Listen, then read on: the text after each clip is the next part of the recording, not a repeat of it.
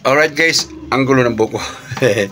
Alright guys, sa video na to guys ay pag-uusapan natin yung tungkol sa yung nag-decide na ako na mag-resign na ako, mag-retired na ako sa bilang security guard guys, security officer. Tara, pag-usapan natin.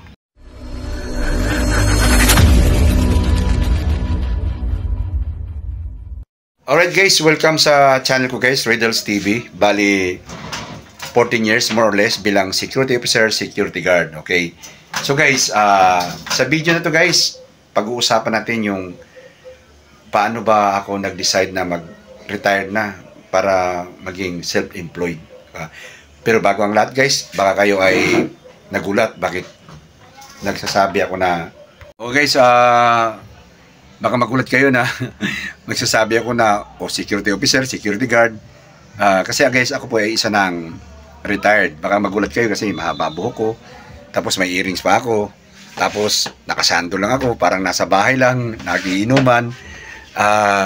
Kasi guys, ako po ay isa ng retired. Retired na po ako. Kaya ito yung pag-uusapan natin. Paano ko na pag-desisyon na mag-retire na ng bilang security officer, security guard. So guys, kung kayo, nagumagawa po ako ng mga video guys regarding sa pagsi-security guard.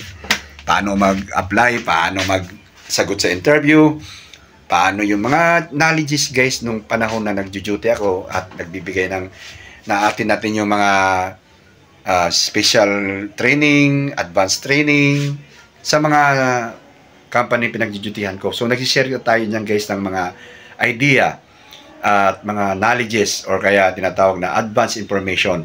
Dumalaw lang kayo sa channel ko guys, ayan. Pagdating nyo sa channel ko guys, pindutin nyo po yung playlist dyan, ayan, playlist. Pag nakarating na kayo sa playlist guys, pumunta kayo sa Security Guard Matters. Ayan, Security Guard Matters. Ayan guys, marami tayong video dyan guys, makakatulong sa inyo yan sa pag-a-apply nyo ng security guard. At may mga kaalaman kayong malalaman dyan sa mga video ko na hindi nyo kayang makuha sa mga training lang. Kasi nga, yan ay sa dami ng nakuha na aptinan kong training, seminars, yun ay sinishare ko po sa channel ko, okay? So, yun na nga guys, pag-uusapan na natin yung pag-resign ko, yung pag-retire ko. So guys, talagang hindi talaga ako nag-retired agad. Ang ginawa kong diskarte guys, dito tayo para naman tayo. Ang ginawa kong diskarte guys ay hindi muna ako nag-resign sa agency ko. Ang ginawa ko ay nag-floating ako ng isang taon. Isang taon ako nag-floating kasi nga natatakot ako baka hindi ko kayanin na maging self-employed. Alam mo kasi Bisaya ako guys, dayo ako sa Maynila. Takot ako lalo na wala maganon makain. So pag sa Maynila kasi guys, pag wala kang trabaho dito, wala kang discarding pang kain, talagang mas mabaho ka pa sa tae guys eh. Mas kawawa ka pa sa lahat ng kawawa. So yun ang inaalala ko. So kasi nag-retire ako ng 40 na ako mahigit. So, inisip ko kung mag-a-apply pa ako sa ibang agency, hindi na ako tatanggapin. Yun yung masakit na katotohanan dito sa Pilipinas. Ganun, 40, di ba? Malakas pa yung 40 kung tutuusin eh. Pero hindi ka natatanggapin eh. Kung wala kang backer, wala kang malabong lalo na kung walk-in ka lang, doon pa lang sa harap ng agency, tatanungin na ano edad mo, wala na, hindi ka natatanggapin. So yun ang kinakatakot ko, kaya hindi muna ako nag-resign sa agency ko. Nag-floating muna ako at tinuloy ko yung diskarte ko bilang self-employed. After ng 1 year guys, at tinignan ko, mukhang kaya naman na, nakakakain kami, nakakabayad kami ng kuryente, ayos naman, hindi na nga lang mayaman, pero nakakaraos. So sabi ko, kasi guys, ang layo ng diferensya sa self-employed kaysa sa nangangamuhan tayo, lalo kay agency. Agency kasi ba? So dito sa self-employed guys, ikaw amo, ikaw boss, pero ikaw rin tauhan. Ikaw lahat. Pero ang kagandahan doon, wala na tayong sasaluduhan. Hindi na tayo makikisama sa mga officer o mga tao sa agency na kadalasan kupal at mayayabang pa. So, yun yung dahilan bakit ako basta ang importante nakayanan ko. So bago ang lahat guys, pakita ko muna sa inyo yung mga remembrance ko bilang security guard kasi baka sabihin nyo wala akong patunay. Malita guys, ito, ayan, malita yan, ayan, malita yan. Yan, malita yan. Ito yung yan, pang traffic bis namin to pag para hindi ka mabangga kasi nagre-reflect yan eh. So, ito guys, isang malita yan, gamit ko yan sa pagsi-security guard. Hindi ko siya tinapon guys kasi nga inisip ko nga baka nga makabalik ako sa paggugwardya. So, hindi ko talaga sa tinapon, tinabi ko siya. So, ngayon, bago ko siya itapon, naisipan ko na itapon guys, hindi ko man pwedeng maibigay sa inyo to kasi baka malayo kayo o kuhan. So, tapon na lang kung sino makapulot siguro sana makatulong sa kanya. So, ito yung bus jacket ko guys. Yung bus jacket yan yung SIC ako. Ayan o, SIC. Bus jacket. Ito naman yung mga barong ko. Ayan, mga barong ko yan guys. Mga barong ko bilang officer. Ito, marami akong barong dito eh. Ayan, barong o. Yan, barong yan bilang officer. So, hindi ko naman nagagamitin niya. Puro sando na nga lang ako dito sa bahay eh. Sando short. Ito naman yung yung sa ordinary ko na matagal na rin nakatambak yan. Kasi nga guys, sabi ko nga, hindi ako mapili sa duty guys eh. Kasi nga, Bisaya, alam mo na, wala naman ako maasahan dito sa Maynila. Wala akong kilala, walang nagbabakir sa akin, walang nagpupus sa akin na makatulong sa akin. Sarili ko lang. Kumbaga, sarili ko lang, qualification sa sarili ko. Ang hirap-hirap nga makipagsabayan dito sa Maynila kasi una-una, marami tayong kasabayan mag-apply eh.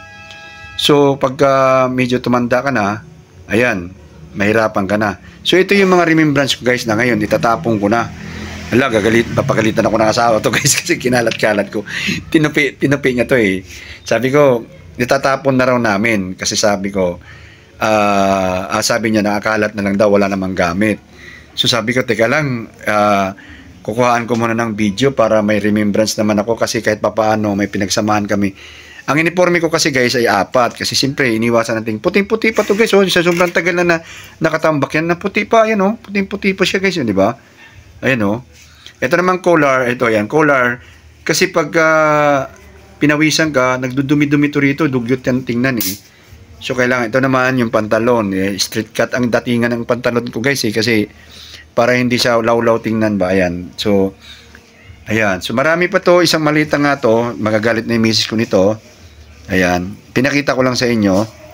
Ito yung mga barong ko, ayan oh, mga barong ko. Ayan, barong ko yan, guys. Ayan, barong. Ito barong ko yan. Ito pa, ayan oh, mga barong ko yan, guys oh. So ang dami nito eh. So gusto ko sana ipamigay yan sino mga mukuhan. Kaso lang, wala akong dito sa amin, walang nagagwardya kasi bakit? Siguro tamad siguro sila mag-security guard o kaya malaki ang gastos ng pagsi-security guard. Ayan. So, ipapakita ko rin sa inyo yung mga ID ko dati guys para at least kahit papano, hindi ko na may pinagyayabang. Ang akin lang na mayroon din akong una-una patunay sa inyo na talagang totoong security guard ako at security officer. Ngayon, remembrance ko na rin yan na pagdating ng panahon, pagdating sa kwentuhan, security guard ako. Ganon. So, ito yung mga uniforme ko, ganon. So guys, ngayon, kaya ko kinikwento sa inyo to guys, ay gusto ko lang ipaalam sa inyo na noong pagpunta ko ng Maynila, ay seaman sana ang a-applyan ko. Hindi ko naman alam na ang pag-a-apply pala ng seaman guys, ay sobra din palang hirap kasi nga kailangan ng backer. Wala akong backer eh. Ang dala ko lang sa Maynila, bituka ko lang at saka yung tae sa loob ng bituka. So wala, hilamos ako tapos may pamilya na ako ng panahon na yun guys. Kaya hindi ko talaga na-pursue yung pagsisiman ko. At nag-apply na rin ako ng pulis, ganun din. Backer rin sa pulis guys eh. Hindi naman lahat, pero kadalasan. Sorry kasi yan lang naranasan ko eh. Pasado naman ako sa civil service bilang PO1. PO1 nga lang pangarap ko dati maging pulis eh, pero talagang hindi ako pinalad guys. So ngayon, bali sana ba tayo guys? So, yun na nga guys, bali yung pagsi-security guard ay pangtawid ko lang talaga yon. Supposed to be dapat. Kaso lang hindi ko akalain na maging bread and butter ko pala nung nung buhay namin dito sa Maynila. Siya yung nagtawid sa amin, sa aming pamumuhay dito sa Maynila. Pero ganun pa man, hindi ko talaga pinangarap na mag-duty hanggang sa pagtanda. Lalo nung nalaman ko na yung buhay-buhay ng security guard. Ang security guard ay agency. So, habang bata ka, pinapakinabangan ka ng agency. Tapos, pag tumanda ka, doon mo lang malalaman na, uy, kuwan na pala, dead end ka na pala. Anyway, ako naman ay hindi tumigil sa paghahanap ng opportunity. Marami naman ako nahanap na opportunity. Kaso lang talagang nakikita ko sa Pilipinas, ang pagtatrabaho rito ay talagang pahirapan talaga. Kumbaga, nagugulat nga rin ako sa mga kapitbahay ko dati dahil hindi naman sila tapos sa pag-aaral, pero ang gaganda ng trabaho nila. Siguro, yun na nga, may halong swerte din ba. Pero ganun pa man, naitaguyod ko na mag-retire ng kahit 40 na mahigit, kahit pa paano. Hindi naman ako nag-retire sa security guard na halos senior na. So, I hope na mabigyan ko rin ng inspiration yung mga kabataan ngayon na pagbata kayo, walang problema mag-security guard kayo. Pero huwag kayo tumigil sa kakahanap ng ibang opportunity. Kasi nga, ang security guard ay pangsamantala. Sorry dito ako nabuhay sa security guard kesa dito ako nakaraos sa security guard. Pero pangsamantala lang siya para sa akin eh. Alam ko may ibang mga tao dyan na dito na nag-retire sa pagsi-security guard. Pero para sa akin, pangsamantala kasi agency lang. So kung ikaw na may potential, huwag kang tumigil sa kakahanap ng opportunity para sa sarili mo. Marami kasi akong kasama na inggit din ako eh. Nag-regular din naman ako nung nag-duty ako bilang gwardiya. Na-regular din ako sa kumpanya. Kaso lang, yung kumpanyang pinag-regularan ko ay tinalo kami. Kasi digital yung company pinagpuntahan ko. Analog yung system ng napuntahan ko. Naging digital ngayon yung system. Natalo kami kaya nalugir yung kumpanyang naging regular ako. So, sabi ko nga, hindi ako tumigil sa kakahanap ng opportunity nung nag-duty ako bilang security guard. So, kayo mga kabataan, ngayon, hindi ko sinabing huwag kayong tumagal dyan sa gwardiya. Kung gusto talagang tumagal hanggang sa pagtanda, gawin nyo. Wala namang problema yun eh. Pero ako, nagbibigay lang ako ng tips sa inyo na wala tayong tenure dito sa security guard. Gagawa nga ako ng video guys regarding sa ano yung kalakaran sa agency para maintindihan ng mga kabataan eh. Kasi nung kabataan ko, hindi ko naintindihan. Basta ako, proud na proud ako naging security guard kasi galing ako Bisaya eh. Wow, security guard na ako. Kala ko naman, pag security guard ka nung panahon na yun, ay regular ka na. Di ba? Yung may trabaho ka na ba? Maasahan mo na hanggang sa pagtanda. Ay, namulat-mulatan ko, hindi pala ganun. Kasi agency nga. Regular tayo sa agency, pero sa kumpanya pinagdudutihan natin, ay hindi regular. Di ba guys? So, ituloy natin guys, tingnan natin yung mga ID ko para may din tayo. May idea rin kayo sa mga ID ko. Tara. Ngayon guys, huling silip ko sa mga uniforme ko, itatapon ko na siya. Isasali ko na rin itong malita kasi para ang nakadampot nito sana makatulong sa kanila. At yun na nga, thank you sa alaala ng pagsasama namin sa trabaho ko ng security guard. Thank you sa binigay nyong survival. Nakasurvive kami. Salamat. At I hope kung hindi siya susunugin, gagamitin siya ng ibang tao makatulong. Kasi mahal ang security guard uniform guys, sa totoo lang. Napakamahal, ang hirap-hirap, napakamahal. Pero sana nga maikuha nila to, subasta nila to, maibenta nila kung hindi nila kailangan, maibenta nila yung damit na to. At may mga patches pa yan dyan. Ito yung pinakahuli kong agency Ito, agency ko. Yan Yan hindi natin, silip lang. Silip yan ang huling agency ko. Guys, ito guys, dala ko yung yung ID ko. Ayan ayan. ID ko guys, yan. ID ko nung nag-duty ako.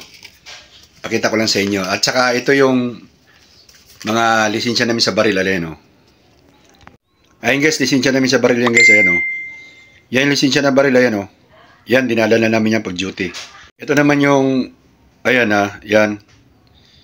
Yung ID ko, yan. Malabo ba yan? Labo yan. Isa yung ID ko sa isa sa mga duty ko. Naging officer ako doon. Yan. Yan yung natatabi ko lang Natatabi ko lang. Ito naman yung guys, yung permit ko sa seminar ko sa radio. Radio, ayan o. LAN mobile, ayan o. Nagsiseminar kasi kami guys eh. Ito, ito yung permit ko. Yan. Ayan, yan yung mga remembrance ko. Pinakita ko lang sa inyo para, ayan o. So, EDC ako dito. Okay guys, yun yung natabi kong remembrance nung nag-duty pa ako. At yun na nga, isa yun sa mga patunay na sa mga naging duty ko nung panahon na, alam mo na, active tayo sa duty.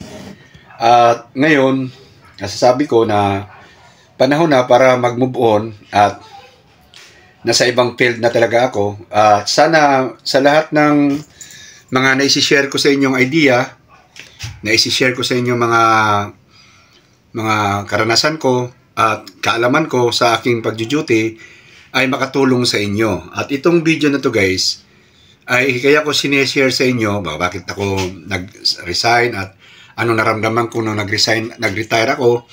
Talaga namang hindi ako kampante nung una. Inisip ko baka hindi ko kakayanin kung hindi na ako maging security guard. So far naman, bago ako nag-resign talaga, nag-floating muna talaga ako muna. Kasi nga, pagka in case na hindi ko kakayanin, babalik ako sa agency namin at parang tinatawag na floating lang. Floating lang siya pero hindi siya nag-resign. At awa naman ng Diyos guys ay nairaos ko naman at ngayon self-employed na ako. Okay naman ang kabuhayan pero hindi mayaman. Naghahanap pa ako ng pamaraan na yayaman tayo para at least may pagyabang tayo na isang security guard yumaman. Pero on process pa yun guys. So ano guys, yun lang yung guys. Gusto ko lang naman i-share sa inyo na yung mga naging remembrance ko na mga material na bagay na hawak ko hanggang ngayon para patunay ba na totoo yung mga sinasabi ko sa mga video ko. Hindi ako naggagawa ng kwento para, alam nyo, para magsinungaling sa mga video. So guys, I hope na gustuhan nyo yung topic natin ngayon at mabigyan nyo ng like. Pero kung hindi naman guys, i-dislike na lang ninyo guys. So kita-kita na lang tayo sa susunod na video guys. I hope na wag kayo magsawang magsubaybay sa mga video natin. Bye-bye guys! Bye-bye! Dudiyado ko pala yun. Oh, yun. Oh. Dapat nag-con ka na, pinail mo na yung con mo para sa bagay may barong na yan dyan. Kompleto mo tayo. Oo. Kaya lang, hindi ko nalinisan. Okay lang. Okay, good luck. Ayan Okay guys, pinost ko sa GC namin sa may basketball GC namin sa may Santi Club. At ito ay naka-duty to sa ospital. Mag-iis o daw siya, kaya siya ang tumugon nung nag-post ako.